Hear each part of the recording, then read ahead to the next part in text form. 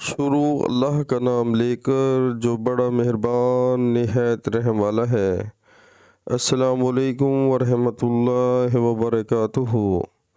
मोमनो, क्या तुम उम्मीद रखते हो कि ये लोग तुम्हारे दीन के कायल हो जाएंगे?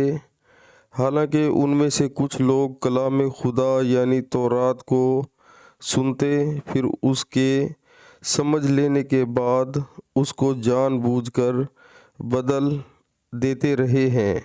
सुभान अल्लाह। प्यारे मुसलमानों, अल्लाह ताला हमें कुरान पाक तर्जुमे के साथ सुनकर उस पर अमल करने की तौफीक अता फरमाए। 5 वक्त बाद जमात नमाज पढ़ने की तौफीक अता फरमाए। प्यारे मुसलमानों, दुनिया की ज़िंदगी आर्जी है और आखिरत की ज़िंदगी हमेशा रहने वाली है, तो शैतान के रास्ते से बचें और अल्लाह के रास्ते पर चलें।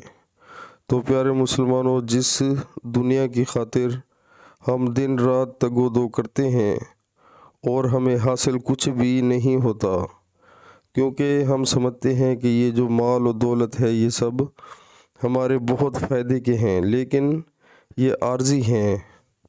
हम इसी माल और दौलत की कमाने की सूरत में यानी कि अपने परवरदिगार का हुक्म भूल जाते हैं और बस हमारे दिल में दिन रात यही ख्याल होता है कि हमने पैसा किस तरह कमाना है।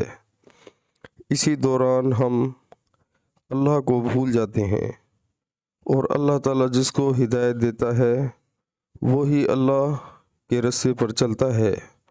तो प्यारे मुसलमानों, हमें गौर करना चाहिए कि हम अपना दिन किस तरह गुजारते हैं, अपना टाइम किस तरह वेस्ट करते हैं।